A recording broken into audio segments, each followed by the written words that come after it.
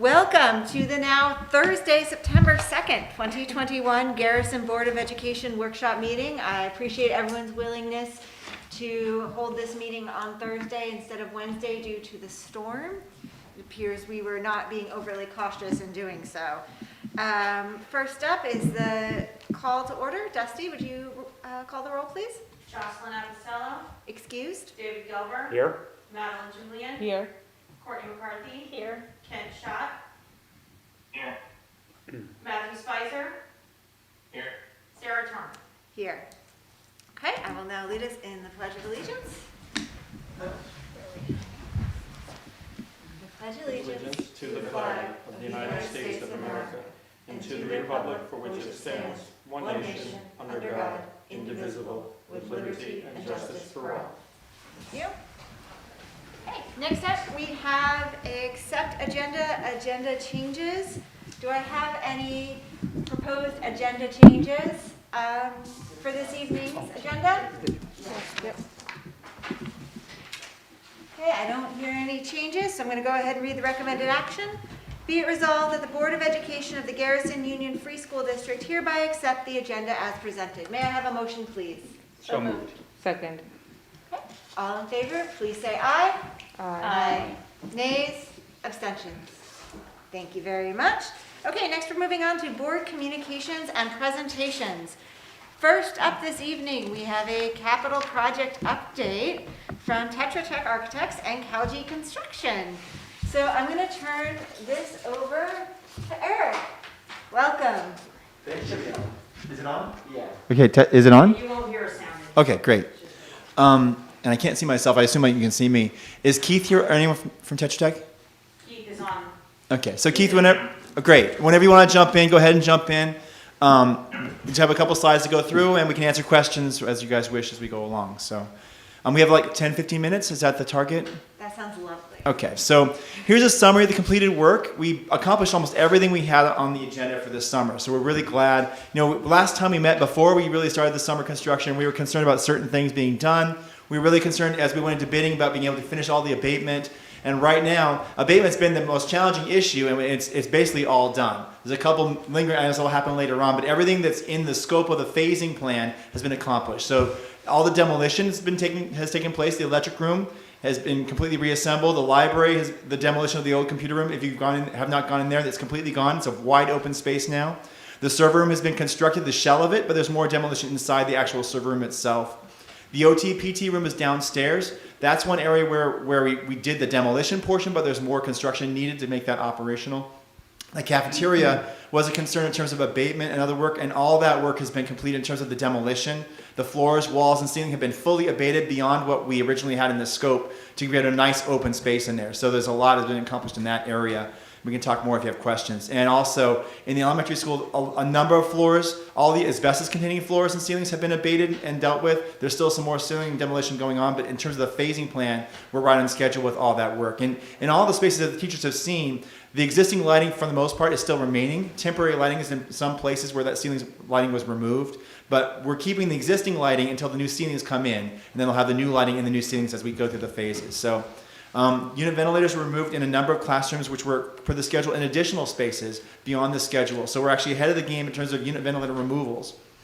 Interior abatement, as I mentioned, all the abatement has been done in all the classroom spaces. Also, the ceiling of the cafeteria was removed. That was a lead ceiling, which was uncovered behind the existing, like there were 3 or 4 layers of ceiling in the cafeteria, and all of them now have been removed to the bare structure. So it's really a great situation. You guys have a fully open situation in the cafeteria. As we met the last time, you guys allowed that through a change order. So thank you. That was fully accomplished at this point. The ACM, asbestos pipe insulation in that area, also plaster walls, were fully abated, and the floor was fully abated. So that cafeteria is in great shape. Other work was a renovation of the electric service room and storage room by the stage. So that work is basically complete. They're doing final finishes right now, but the server is ready to go. We're still waiting on the actual server itself, but the room is in great shape.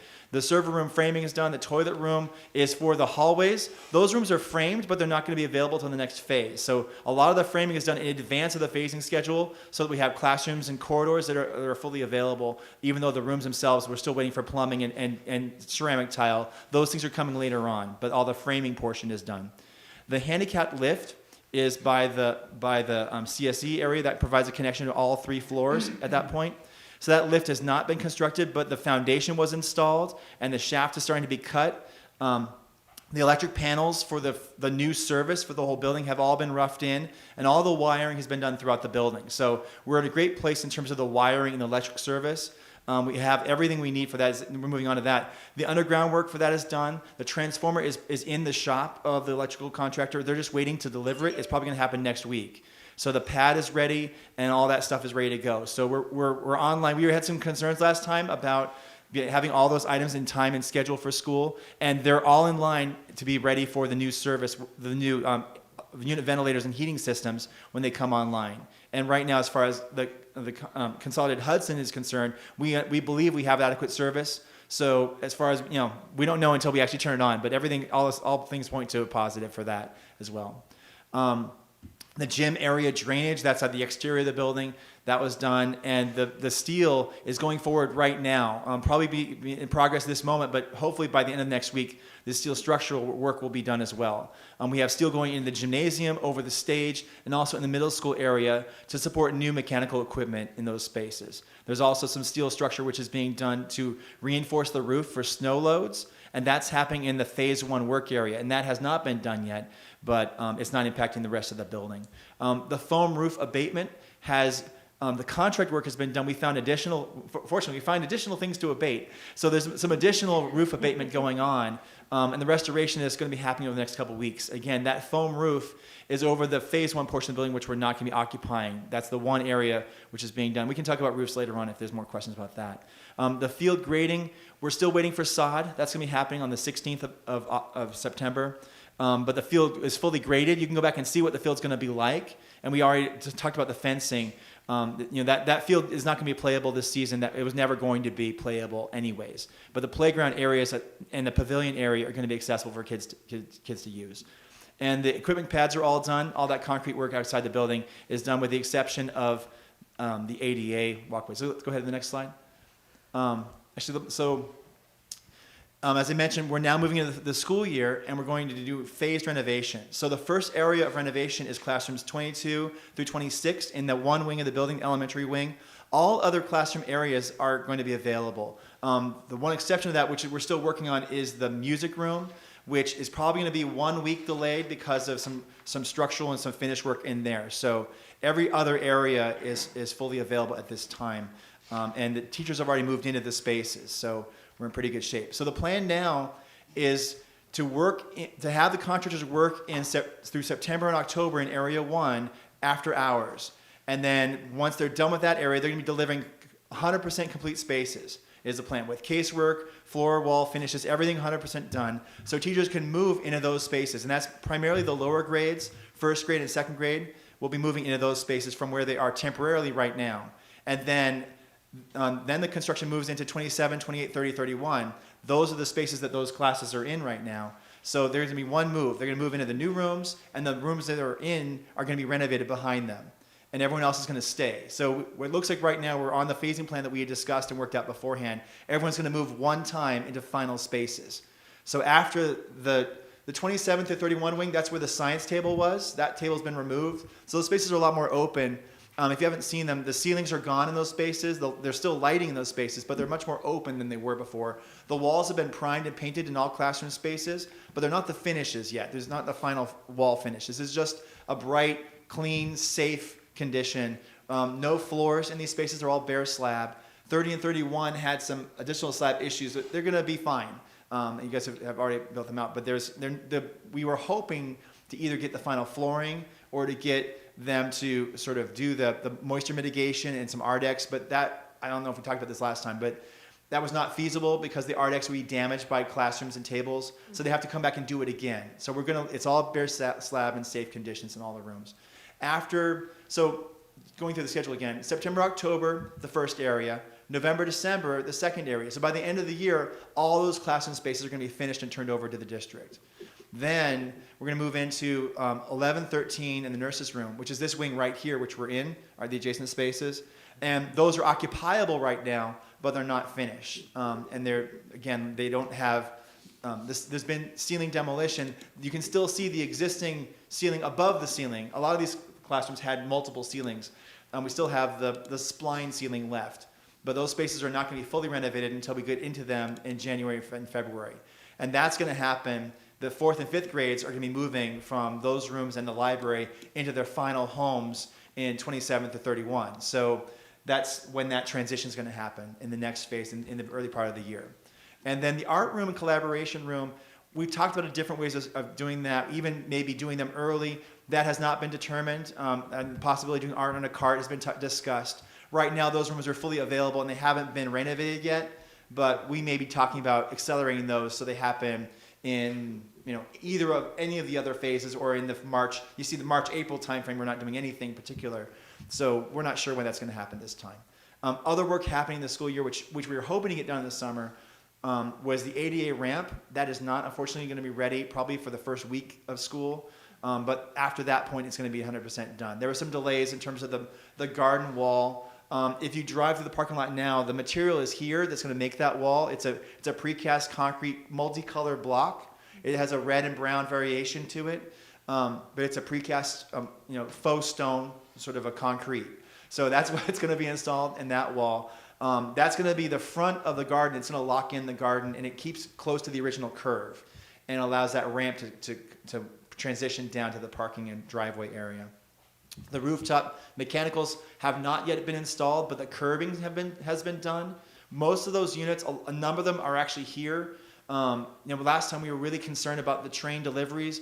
Right now, it looks like we're going to have all the train deliveries, including unit ventilators, by next week.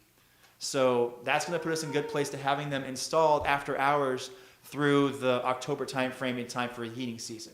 That's So great news. yeah, on the one side we have the electrical services all ready to go, and now we have the train equipment. Well, it's not here till it's here, but it's all signs indicate that it's been through the factory, it's on the way, it's shipping any day now, for hopefully this next week. So, and a lot of other equipment is here. We filled the garage, the bus garage is full of equipment, and we have 2 trailers. You can see them; those 2 large C boxes are out there by the bus garage. Those are full of train equipment. So we're in pretty good shape in terms of all those deliveries. And the last piece is the expanded play field. As I mentioned, the sod is coming, but that field's still going to be unavailable for this season. And there's going to be work going on after hours through the course of the school year, for the first part of October, obviously, not through winter. Go ahead. So this is a picture of the phasing schedule. Dusty, could you zoom in on that at all? So that purple area on the right-hand side is that phase 1 area we were talking about. So classrooms 22 to 26. That's going to be the first work area. And that hallway is going to be an emergency egress only hallway. So the students are going to be down in the yellow zone, the first and second graders. I'm sorry, the first grade's there. The second grade's downstairs in the cafeteria. But the kids are going to be coming around through the admin past the kindergarten room to go access the play fields that direction. So that corridor is going to be a construction corridor. Even though they're not working during the day, that corridor is going to be set aside because they'll have their equipment in there. It'll always be accessible, but we're going to, But we can use it in case of fire. we can use it for emergency egress. And there are many other, you don't need it for emergency egress, but it's available if we need it. So the first phase, as I said, September, October, is the purple area. One change from this, I think we've taken over the nurses' room as a teacher's lounge. It's shown in purple here, but I think we actually just claimed it. So it's going to be used by the district for the time being. But you see that the nurse's office has a lot of work adjacent to it, so there may be some work they want to proceed with as we can adjacent to that area through this current phase. The blue, if you can go back down a little bit, Dusty, I'm sorry. I know I'm using for multiple things here. So the yellow is the second phase, which is November, December. So Thanksgiving through the end of the year, we'll be moving into those areas. Now, if you recall, we talked about there being a Christmas time abatement or a winter break abatement. We actually accomplished almost all that abatement over the summer. We jumped ahead. We took 30 and 31. That's why they're in a rough shape right now, because we abated those floors, but we didn't remove the unit ventilators. So there's this extra little piece under each unit ventilator that has to be abated. There's a piece of flooring underneath each one. And that's all we really have to grab in that area to finish up those spaces. So that's going to be quick, and we'll probably accomplish it along the way, so that November, December, we can have those completely renovated. There also is some more abatement in the hallway at the admin area, but that's going to happen probably next summer as part of that future work. So, and then the orange there is the art room. The cafeteria is really slated for next summer. So let's just jump ahead to the last bit here. We can go back if you guys have questions. So next summer is when a lot of the front of house stuff you're going to see is going to be done. The new vestibule, the new main office, the fully renovated kindergarten and music room and library and cafeteria. All those renovations are happening in the summer because those spaces we're occupying now, and we're not going to be giving them up during this course of the school year. So that's going to really wait until summer when we can have the opportunity to really inhabit those spaces and clean them up completely. The CSE office is going to be renovated in the summer, and the lift is going to be fully functional, over the summer. So right now we don't have that lift. They may do some work on the shaft during the course of the year, but we're not going to install the lift because it's too potentially disruptive to what's going on in the school. The admin area toilet rooms are being renovated. There's a right next to us here, the multi-student toilets. Those are going to be as is for the school year, and then summer fully renovated. And then the basement IT office, you're going to be amazed. Once the new mechanicals are online, we're going to be systematically shutting off the steam system and cutting it back. That's part of why we left the cafeteria sort of open, because a lot of that steam piping that's there can be cut out once we have the new systems online. So next year, in the summertime, we're going to be demoing all the old boilers from those spaces and from by the gymnasium, and you're going to have these wide open storage rooms, or you're going to be amazed. It's a lot of space. It's over 500 square feet of space down by the cafeteria that you can use. So right now there's an IT office. That plan is to keep that as an IT office, but that whole rest of it is going to become something else. And then, and then next year we have, in the summertime, as I said, the mechanical equipment. The middle school is going to be really the focus for next summer. Most of the work in this school is going to be done through the phasing plan, because each phase we're going to be fully occupying each section. But there's a section above the admin area which we can't shut down because we like to have an admin that can function. So that's going to happen next summer. We'll figure out when that goes on. And then the middle school work is pretty large, a lot of demo, a lot of work in there. But the structural part's been done already, or it's being done right now. So that's going to move through the summer. And then there's also commissioning, which is when they come back with the engineers. A team goes through and they tweak all the systems to make sure they're calibrated, that they're providing the right level of heating and cooling, and basically adjusting everything. So that's going to happen in the middle of next summer. And unlike this summer, we're totally primed and ready. Like everything will be prepped for that summer. So it's going to be a different experience in terms of summertime next year. We're all hoping. I'm really excited for next Yeah, summer. it's going to be great. So that's a quick summary of where we are. It's pretty much where we hoped. As you may have heard, there were some abatement issues that shut down the site for about 2 weeks.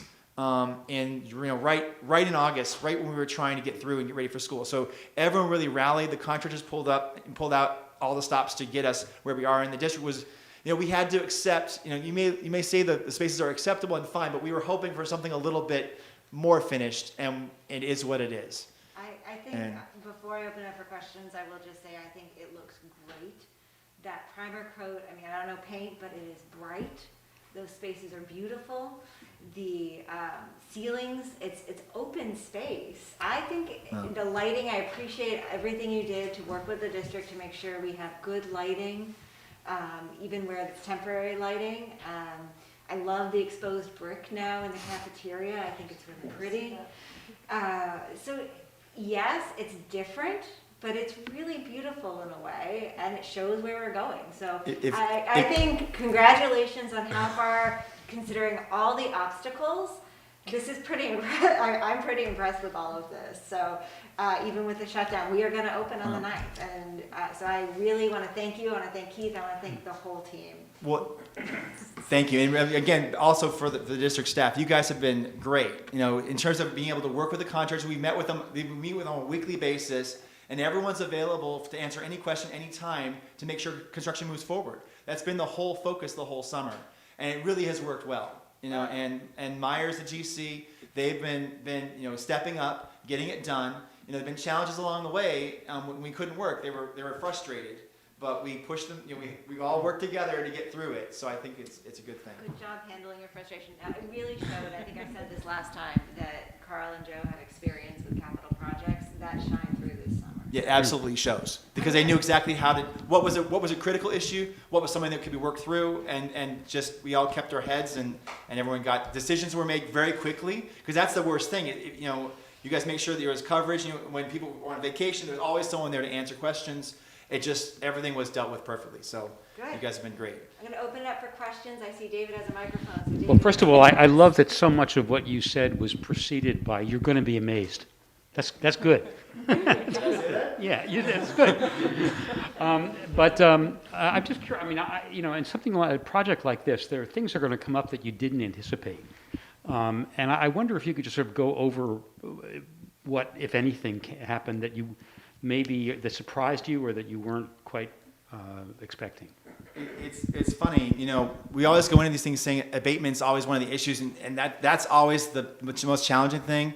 When we talked last time about, we've done a lot of the demo now, so we don't expect much cost related to these things, and then you wake up and say some things happen. Obviously there was an incident that related to abatement that affected us, but also just the process. We discovered, like for instance in the cafeteria, we weren't expecting to have the original foundation stone walls be rough stone. It's one thing to abate plaster off of a smooth concrete surface, but off of a multifaceted stone surface with multiple layers, that really set us back because they couldn't get clean air. They couldn't. Part of the abatement process is they rough up the surface to make sure any dust is dealt with and so forth, and they couldn't rough up that surface, so we had to get variances. 3 variances for this project, for that and for other spaces that were not expected.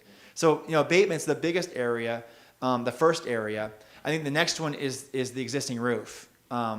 We weren't expecting the level of impact that your original roof was going to have on our ability to work through spaces. You mentioned the drips. Those drips are all part of your original roof. That wasn't part of the scope of this.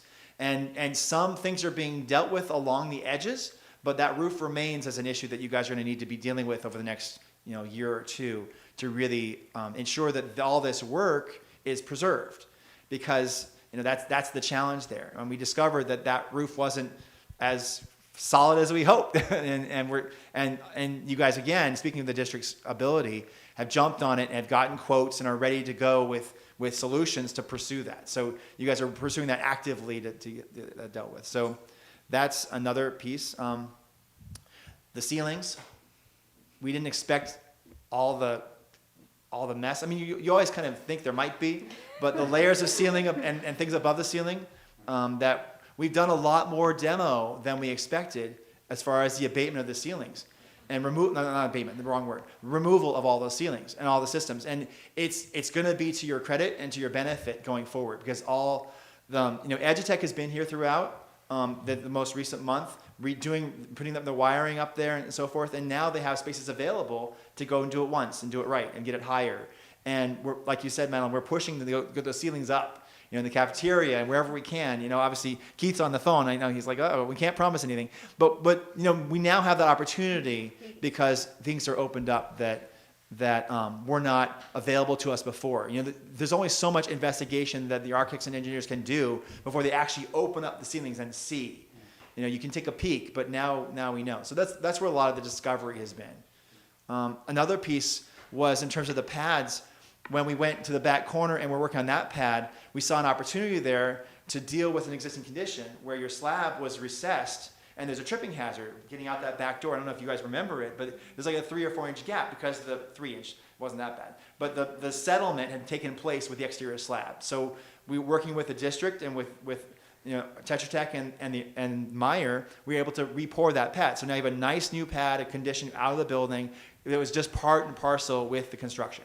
So things like this, when we have the team on board, everyone's focused, you can get these things done.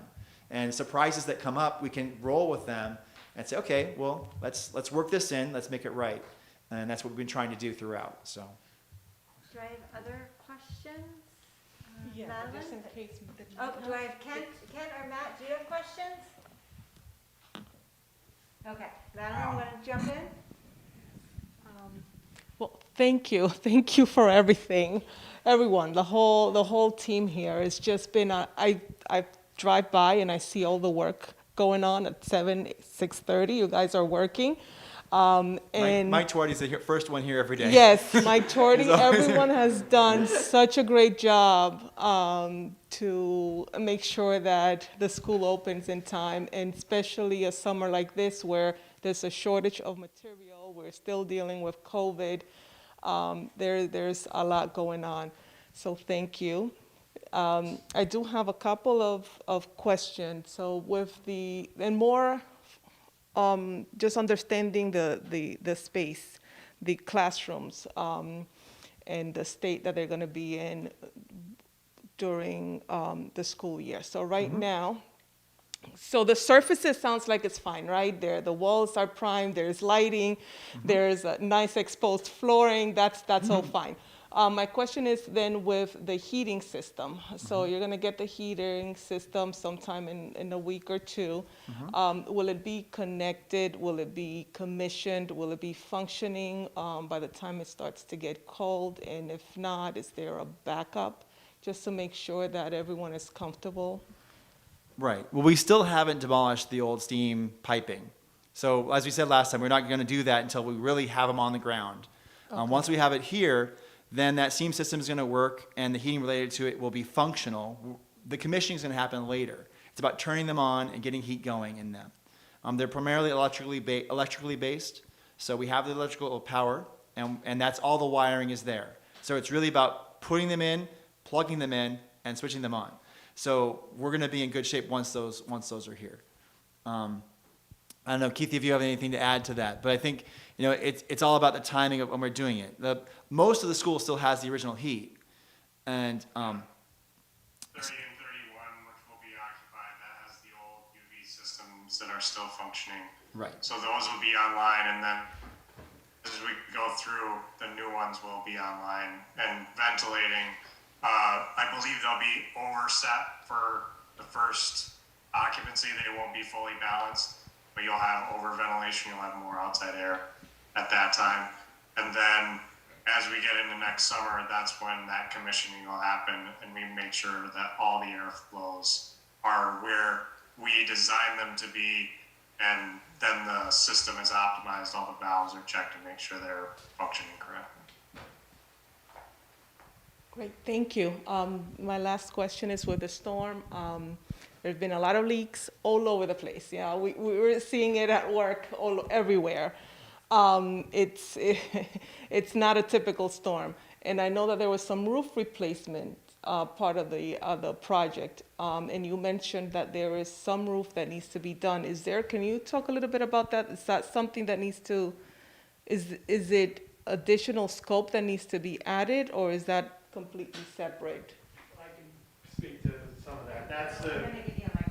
That's the emergency project that we have for the roof that the board authorized a little while ago. We're still working to get that done. We've gotten some. There was some additional wrinkles that added to that because the roof material actually had some asbestos containing stuff in it as well. So that added to the complexity of it. But we have some pricing for abatement, and we have some pricing for roofing. So there's some of it is going to be done with the warranty on the existing foam roof. So there's part of the roof that's still under warranty, and there's also part, this shingled section that is not under warranty, that's going to be a replacement.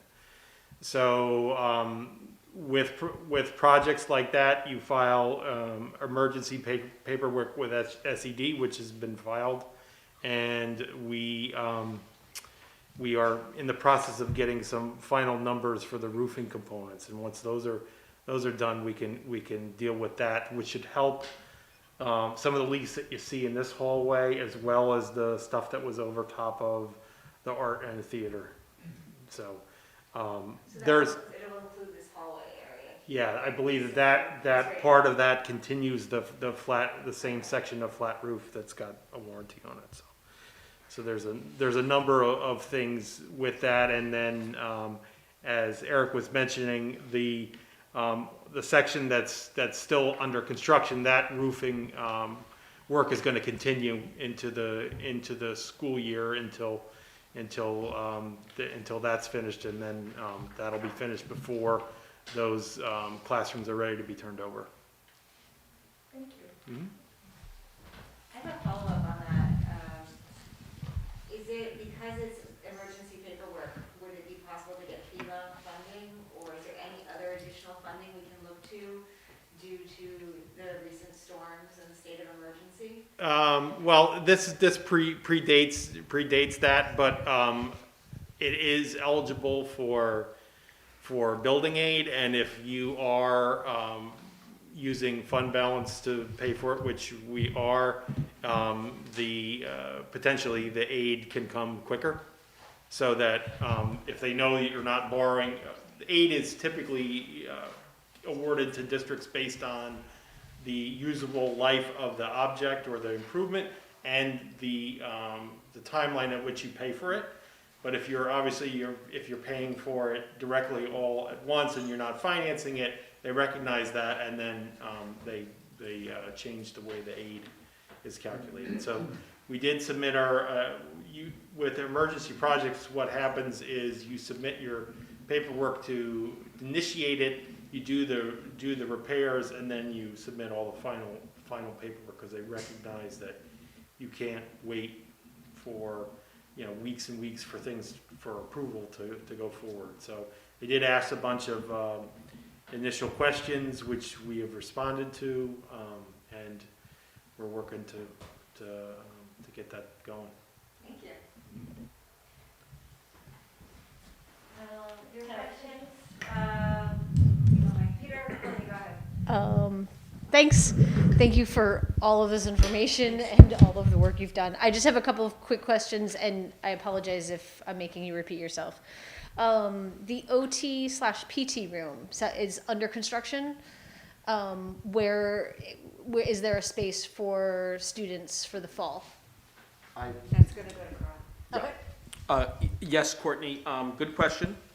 There are, all of our special education services are taking place in alternate spaces.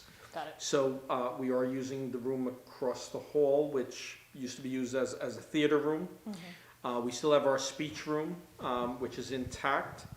And right now, we're also considering, if need be, Eric talked about it earlier, the future nurse's office right now is open. So if we need an additional space, we'll use that as well. But we have two spaces where students can come to teachers or service providers. And keep in mind, too, a lot of our special education services are pushing into classrooms. So we think we could also share some of the smaller spaces and make it work.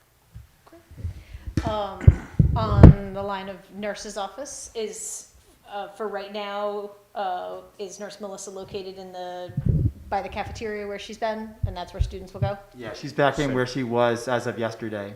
Okay. Do the teachers have a place to eat lunch?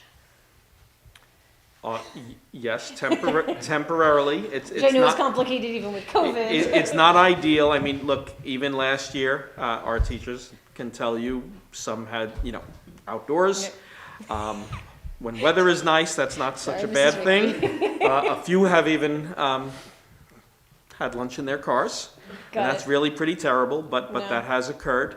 We have a temporary staff lounge set up. And so there is a table, there's some chairs, it's not luxurious. When this is all said and done, there will be a newly renovated staff lounge. Nice. So we're going to just have to make do at this point. The courtyards were cleaned. Mike Twardy dug up umbrellas for all of our picnic tables. So when the weather's nice, outdoors is a wonderful option for staff and students alike. The winter, it's going to be a little bit of a challenge, I must admit. Okay. And the last one is, so air conditioning for the building, so it will not be in place until school year what year are we in? 2022, 23, a year from now. Is that correct? As we go through phases, each area is going to be 100% complete, including the unit ventilators and the systems to serve each space, each of those areas. So like elementary classrooms can have AC next spring, summer, whenever. Well, the purple area, the phase 1 area, will be Yeah. given to you in end of October, early November. That, as soon as we transition out of there, Got it. and it will be fully functional. As Keith mentioned, it's not going to be commissioned, Mm-hmm. but it's going to work. It's going to be in what'd you call it, Keith? An overdriven situation, whatever. It's going to exceed the requirements of the specifications for ventilation, and Great. it'll have full cooling capabilities. Middle school will not be until that work is done next summer. Is that right? We'll see. That's the schedule right now. Okay.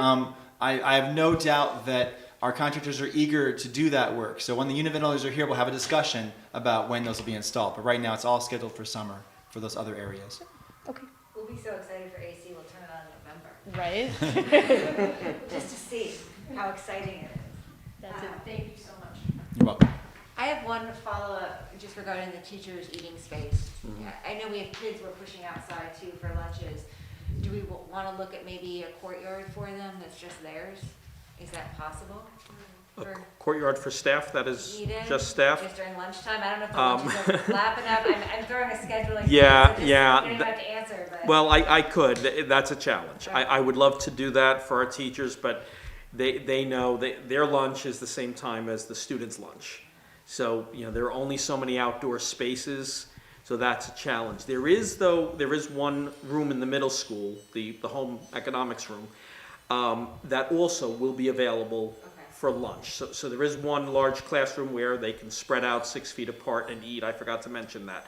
So there are options. It's not ideal, but there are some options. All right. I'm sorry. Thank you for the reminder. Do I have any other questions on Kent? Matt, you're good? No, great Okay. job. Okay. I know we have teacher reps here. If you guys have any questions, please send them in and we'll get you answers whenever you need them throughout. And I hope you enjoy your bright, lovely rooms such as they are. All right. I think we're ready to move on. Yes, Okay. yes. And we need Eric bright and early in the morning here. Go home, Eric. All right, project along. Thank you very much. Have a great night, you guys. Thank you.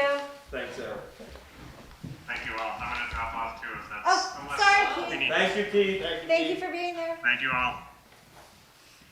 Okay. Next up, we have a discussion of school forest restrooms. So Joe has been doing a lot of the initial research. One of the wonderful things about our business administrator is his ability to become an expert in anything we take an interest in, which I greatly appreciate. I feel like we should start throwing him some more. Right now, it's restrooms. It's just been 2 weeks. Compostable.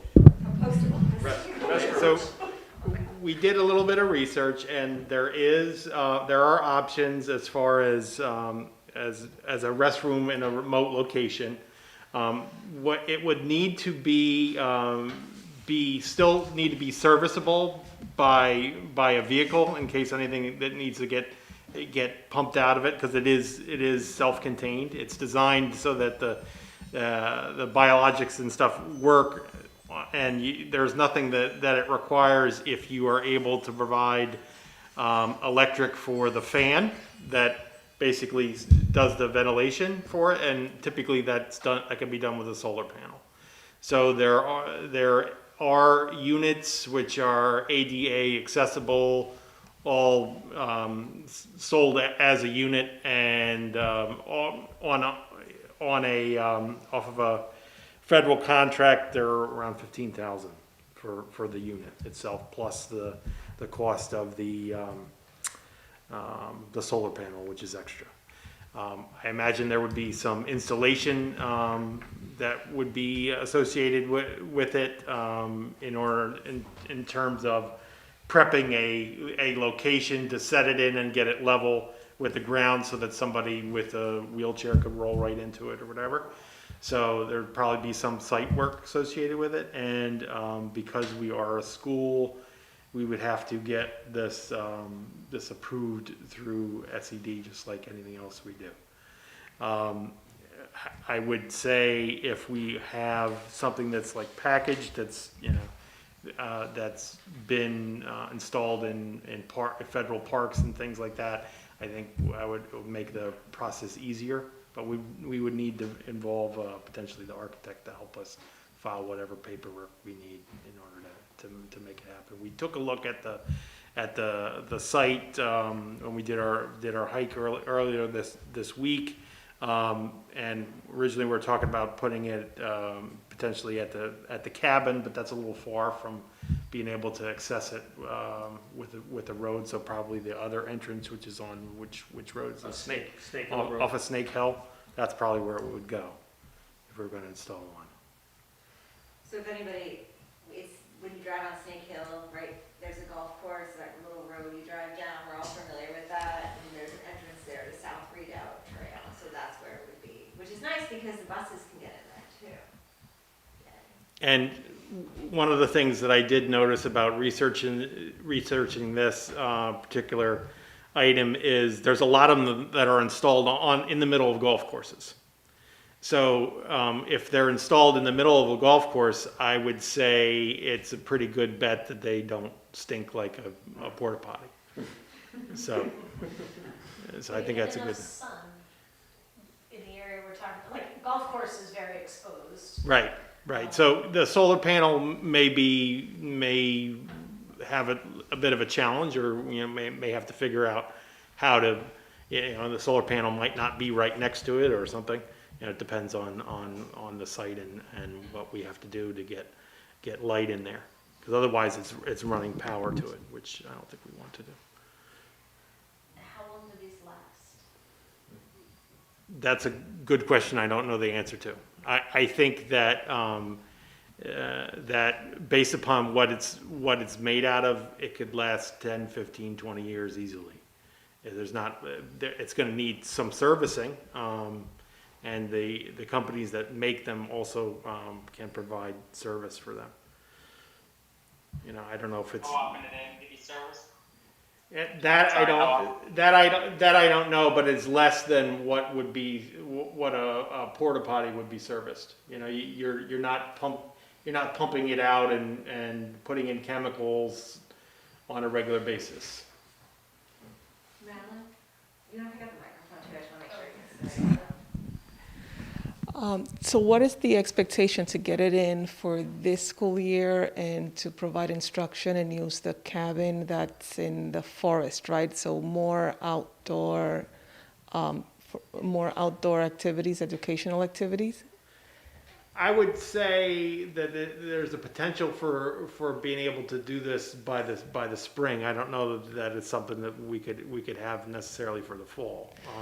But yeah, it's a potential for the spring if we were able to find funding for it and do what we have to do. Yes. So let's say if putting funding aside, so a different conversation, right? With COVID and everything going on, I think we all would love to use the outdoors more, especially the forest. I mean, that's an amenity that it's underutilized right now. And if the one hurdle is having a toilet near there, I think we can maybe check with the architect and see if SED has anything that can help expedite the approval because of COVID and being able to provide instructions outdoor of this unit. That might be something to look into. All right. And finding a unit that would be available because everything has a very long lead wait these days. So, yeah, I think, I'm going to steal this back. Before we go into questions about it, I think I want to make sure that the board, before we keep going, give Joe more to research, is in consensus that we want to move forward with this idea. And the whole reason behind this was to ensure that, I think there are some obstacles to taking the students out to the forest in groups. I mean, one of them is I love being in the forest. I'm not sure how I would handle, and I'm also not a teacher, 18 first graders, say, following me through the forest. So there are some challenges to this, and the bathroom is another big one. So that's one of the reasons this has my support. I spoke with Jocelyn. It has her support. I know she wasn't able to be here tonight, but I just want to make sure before we continue the discussion. And I have Matt raising his hand on the computer, so I'm going to go to him first, guys. Just to that point, it does have my support, but I think we're conflating things a little bit. I'm very much in favor of both the forest and anything teachers can do to have outdoor education because of the COVID pandemic. But my instinct is that the outdoor curriculum or lesson planning would be more, that the grounds of the school are actually more conducive to that than the forest. So to me, these things aren't as directly connected. I am in favor of everything, and I would like to put the bathroom there. And the school forest, I agree with Madeline that it's underutilized broadly, but on the specific point of trying to increase outdoor classroom time this semester in response to COVID, I feel like the lesson plans that are probably already in place are more adaptable to just like right outside with the tents or the yoga mats than they are to the forest. It's a good point. Sorry. David? I also support the idea of having a facility out there. The only question I have really is for Carl, which is to say you have a lot of stuff going on right now, and so the real question is how much of a priority does this get in compare, and is it, or is there no problem about that? Can you add this to your bandwidth without any kind of sacrifice? Well, sure, I'm going to delegate this to Joe Jimick. So,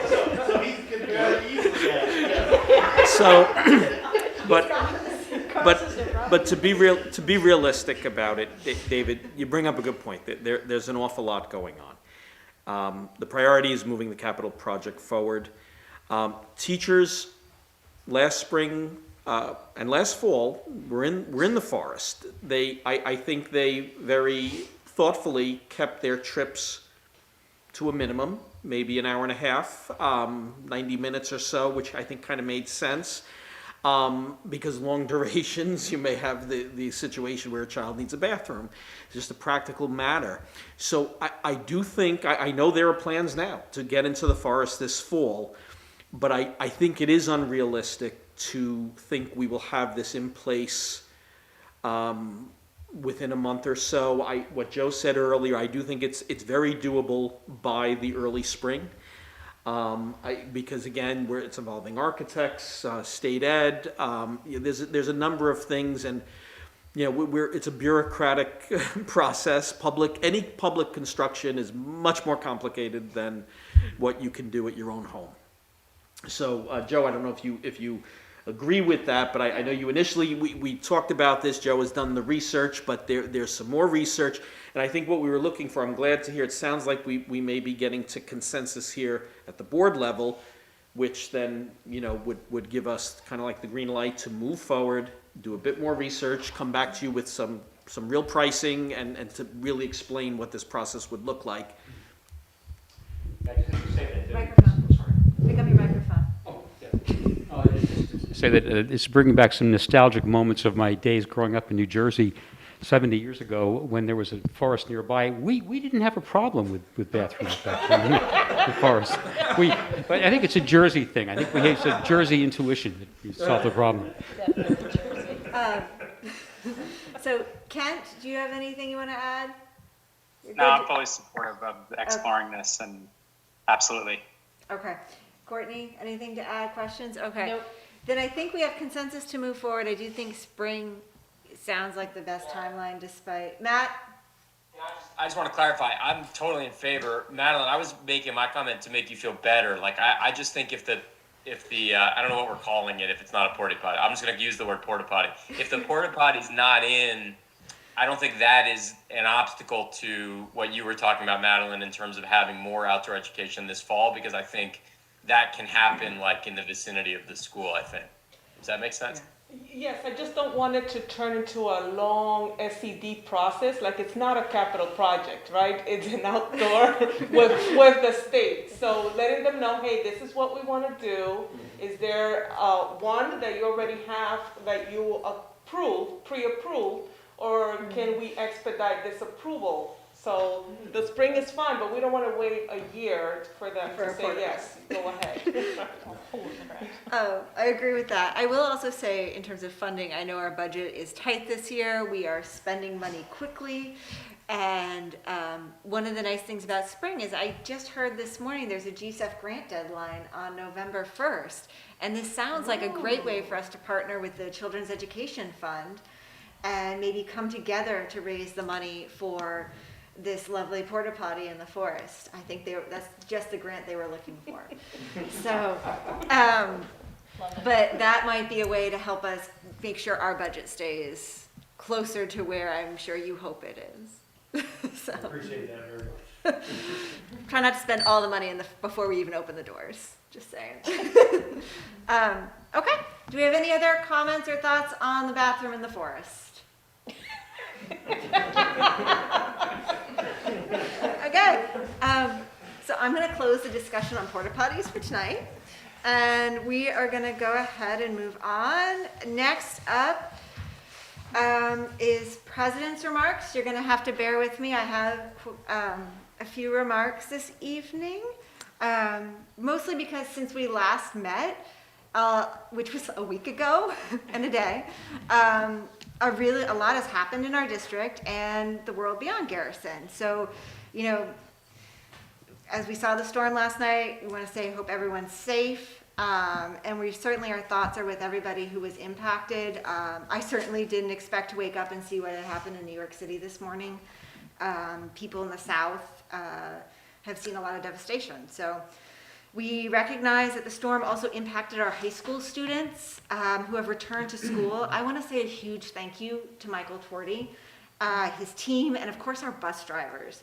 They navigated routes with downed trees. I think some of these roads were closed this morning. Roads are washed out everywhere. And I want to give a shout out to our parents too. We really appreciate your understanding. And I hope that continues throughout the year because this probably will happen again. On a somber, sad note as well, since our last meeting, I know we talked a little bit about the Afghan conflict last time, and since our last meeting, we lost 13 service members in the attack on the Kabul airport.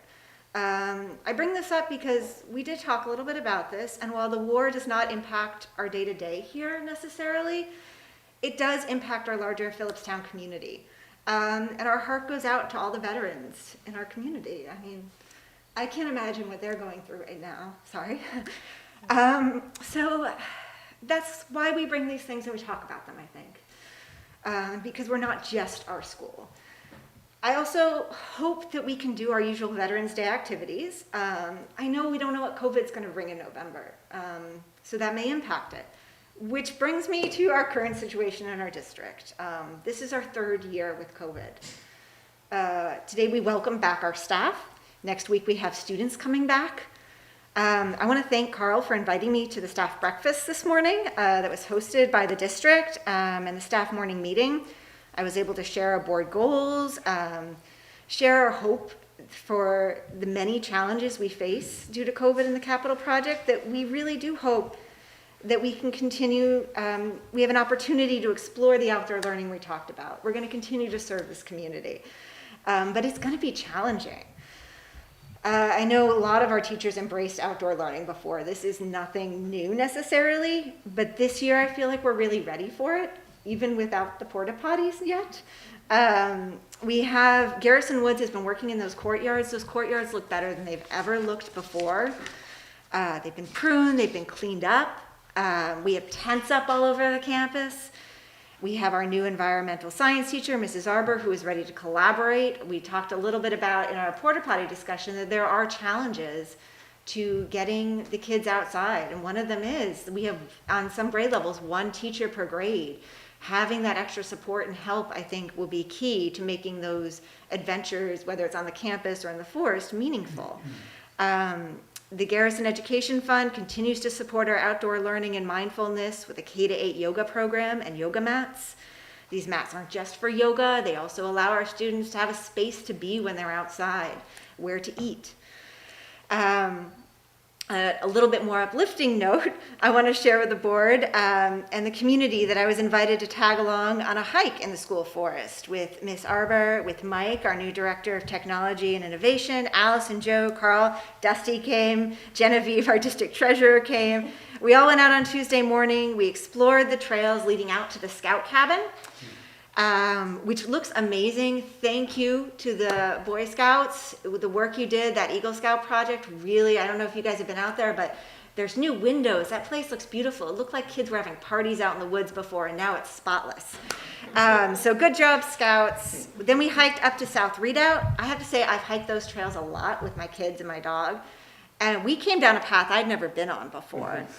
And between Mrs. Arbor, she's been here like a couple of weeks, and she's like, no, this is a path. We can definitely go this way. And Mike, who was showing me how to read a map, which I know a lot more about now, it was great. So I really think there's going to be a lot of great opportunities there. Okay, so I know I've been talking for a while, but before I turn this over, I have one request now for our community. So the school year is going to be hard. We have COVID, we've got the capital project. I also know that families are really frustrated right now. There's just a lot coming at them. So if you have concerns, complaints, we're definitely here to listen. You can reach out via email.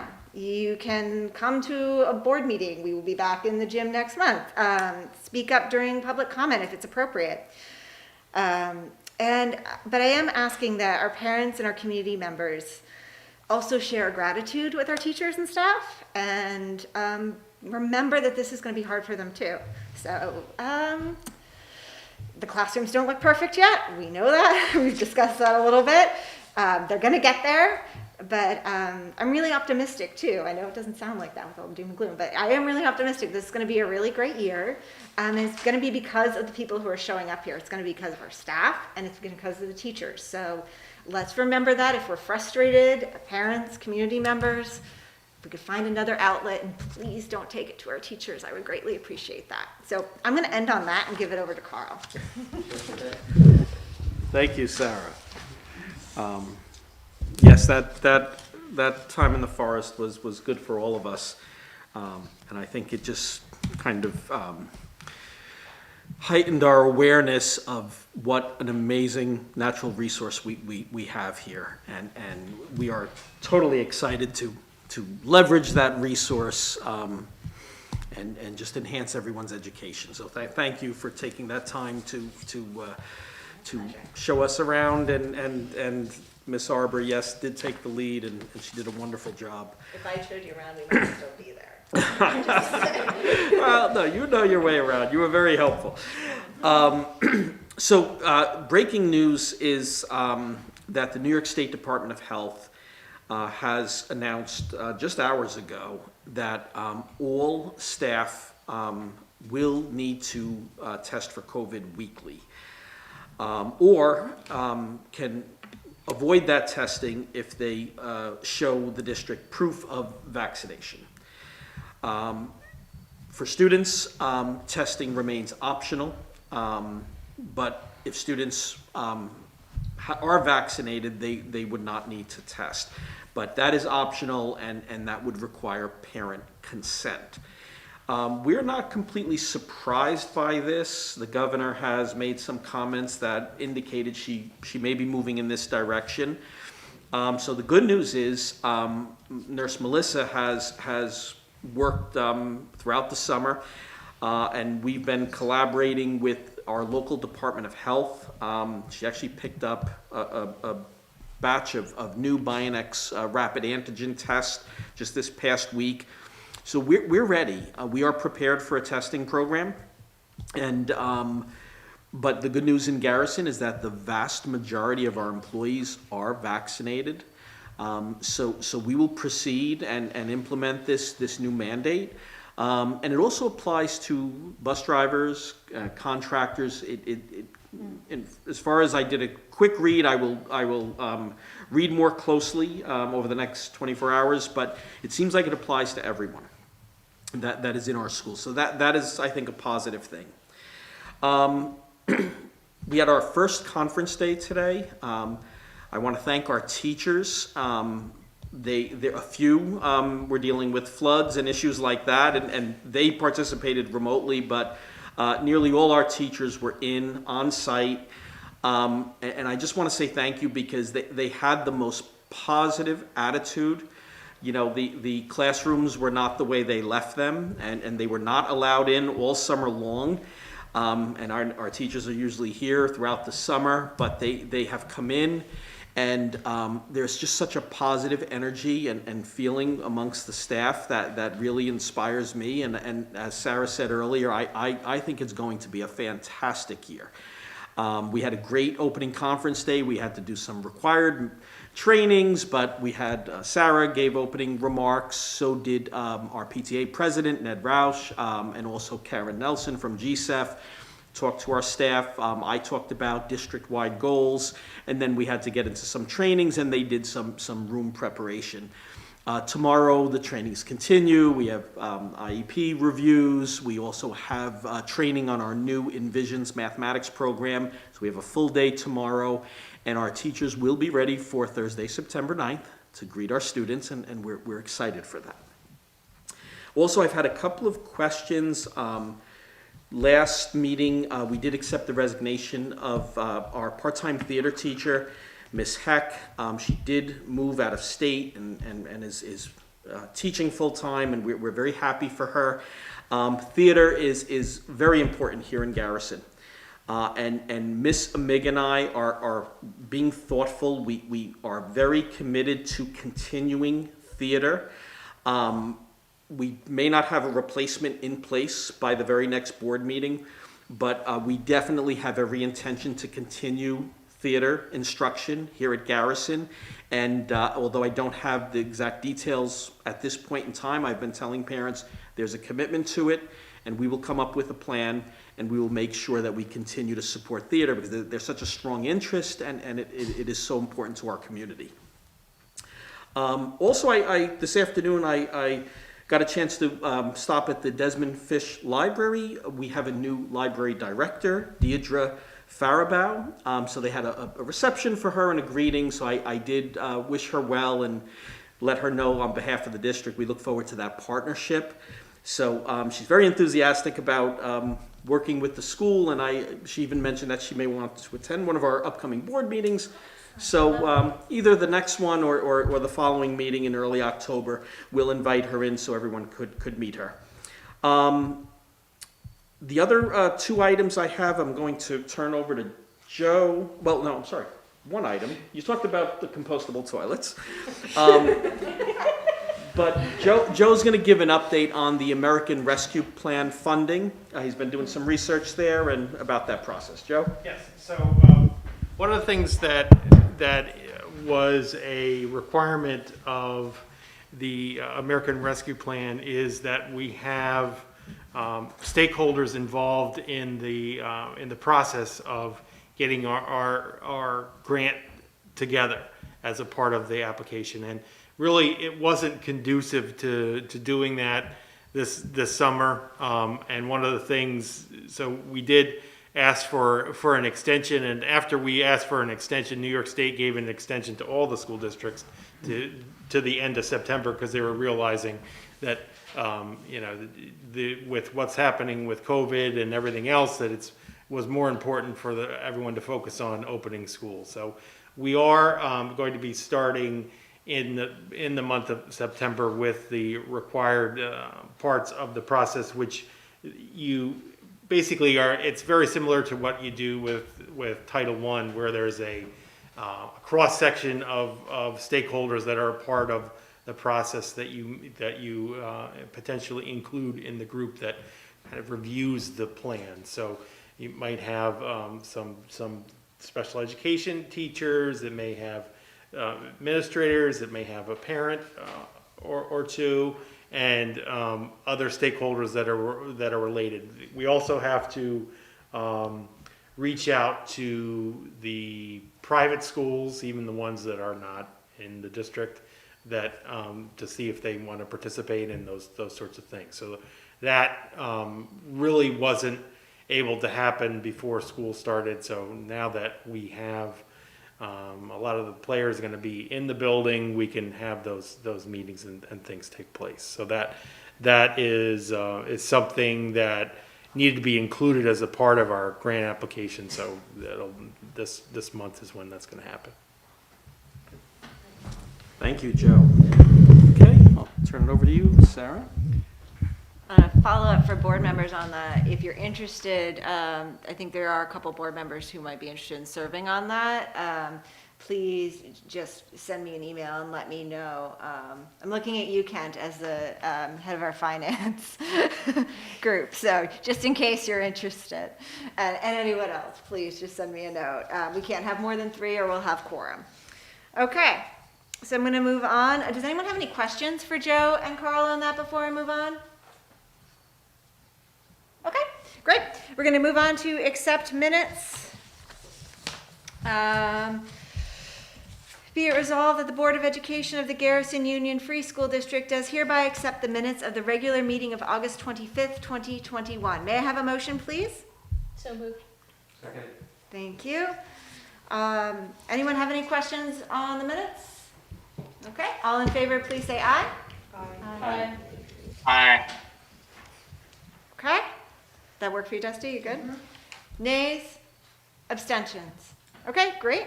Now we're going to move on to the consent agenda, personnel items. Be it resolved that the Board of Education of the Garrison Union Free School District, upon the recommendation of Carl L. Albano, Superintendent, hereby approves the personnel consent agenda items 8, B through F. I think that was Items an old, B through F. no, I think that was an old, piece of, if you read right off of the, are you looking off the paper? Yep, I'm on the That's what I paper. said. Okay. I just have it as presented, so that you can skip over the B through F. Okay, as presented. May I have a motion, please? So moved. Thank you. Second. Thank you. Second. All right, Carl, do you want to speak to some of these, please? Sure, I'd be happy to. One is just approving some summer work time. As I said earlier, Nurse Melissa has helped us tremendously organizing a surveillance testing program, and I'm thankful that that is in place. Also, we have a substitute nurse. Nurse Melissa is almost never out. But it is, especially in this environment, comforting to know that we could have a substitute if Nurse Melissa needed to be out for some reason. Also, we have Ms. Clark willing to serve as the 8th grade advisor. Once again, she's done it for a number of years and done it exceptionally well, and we're happy that she's willing to serve once again. And our yearbook has been done for a number of years by Jessica Van Decker and Marissa Gargaro. They do a great job. They work throughout the year, and they are sharing this responsibility as co-advisors. And lastly, we do have a resignation from Miss Megan O'Brien, who has served as an E&L teacher in Garrison. She's done an outstanding job. I think part of the reason why she has decided to move on is that our E&L students have made such growth and progress that they've been exiting out, and a lot of that is attributable to her great work. But Garrison is a small district that does not need a full-time E&L instructor at this time, so she has a wonderful opportunity. We wish her well. We thank her for her service. She will be missed. But we certainly will fill this part-time need. It'll be posted by tomorrow, and we will move forward with a recommendation within a few weeks. And that's all, Sarah. Do I have any questions on the consent agenda as presented? Nope. Okay. Go ahead and move to a vote. All in favor, please say aye. Aye. Aye. Aye. Okay. Nays? Abstentions? Okay. Now we move on to new business. First up, we have approval of settlement agreement. Be it resolved that the Board of Education of the Garrison Union Free School District hereby authorizes its superintendent of schools to enter into a settlement agreement on behalf of the Board of Education to resolve a special education matter involving student 17343. May I have a motion, please? So moved. Second. Thank you. All in favor, please say aye. Aye. Aye. Aye. Aye. Nays? Abstentions? Thank you. Okay, next I have an approval of Health and Welfare Services, Terrytown Union Free School District. Be it resolved that the Board of Education of the Garrison Union Free School District hereby approves the agreement for health and welfare services with the Terrytown Union Free School District for the 2020-2021 school year for two students totaling $2,280.70. May I have a motion, please? So moved. Second. Do you have any comments on this one or any questions from anybody on it? Questions? It is a requirement. You've seen these before. Joe, you want to just explain? Yes, so this is, we provide health, we have to pay for the health services for residents of Garrison who attend private schools and other school districts. This is a contract that for some reason we didn't get it to the board before the year ended, but this is a requirement that we need to provide. And we have reviewed the students and they meet the criteria, and that's why we're recommending it to the board. Okay. All in favor, please say aye. Aye. Nays? Abstentions? Okay. Approval of substitute rate school nurse substitute. Be it resolved that the Board of Education of the Garrison Union Free School District, upon the recommendation of Carl L. Albano, Superintendent, hereby approves the per diem substitute rate of $125 per day for school nurse substitutes. May I have a motion, please? So moved. Second. Thank you. All right, all in favor, please say aye. Aye. Aye. Nays? Abstentions? Request for approval of Cooperative Transportation Agreement, Wappinger Central School District. Be it resolved that the Board of Education of the Garrison Union Free School District hereby approves a letter of agreement for cooperative transportation 2021-2022 with Wappinger Central School District as per the agreement presented to the board at this meeting. And be it further resolved that the board authorizes the superintendent to execute said agreement. May I have a motion, please? So moved. Second. Thank you. Okay, all in favor, please say aye. Aye. Aye. Nays? Abstentions? Okay, that brings us to public comment. Public comment is intended for members. We don't have a lot of community members here today, so they're looking all around. I'm not gonna bother reading my lovely paragraph, but we welcome the public at another meeting. Again, we'll be in the gym next time. I'm gonna go on to board member comment and other discussion. Jocelyn's not here. I'm gonna continue to go through this list, especially because Matt is not physically with us in person tonight, so I cannot harass him about what order we should start. No, we can always harass Matt. I will start that at the next meeting, Matt, so remind me that we're gonna start at the bottom of the list next time. David, any comments this evening? Yeah, I have one comment that sort of relates to the school and the broader context that we're living through right now. So last night I watched 2 of the 3 network news shows on the major networks, and they both led with stories about what was happening in Louisiana, with amazingly vivid pictures of what was going on, and the fire in South Lake Tahoe, California, which was just amazing. In neither case, on neither show, was there one mention of climate change. Not only was there no mention of climate change, there was no additional reference to the fact that what happened is caused by the burning of fossil fuels.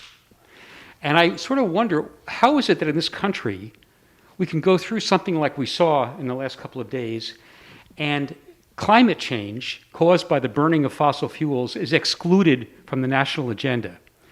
And so I'm raising this in the hope that our teachers, at least in our world, can remedy that and make it clear. This is not a matter of a partisan politics. It's not an opinion. It's a scientific fact, which scientists all over the world are 99.9 agreed on. And this should be communicated to our students, so that hopefully 10 years from now, we don't have network news shows that make no mention of the fact that Miami has disappeared and gone underwater because of the burning of fossil fuels. Okay, that takes care of my Thank you, David. rage. Madeline? To follow that, David, but I agree, I agreed 100%. No other comment. Thank you, Madeline. Courtney? No, I'm looking forward to the first day of school. Welcome back to everybody. Other than that, no comment. Kent? I agree with David. I would just point, except for one thing, that 10 years from now, nobody will be watching network news shows. Probably won't exist.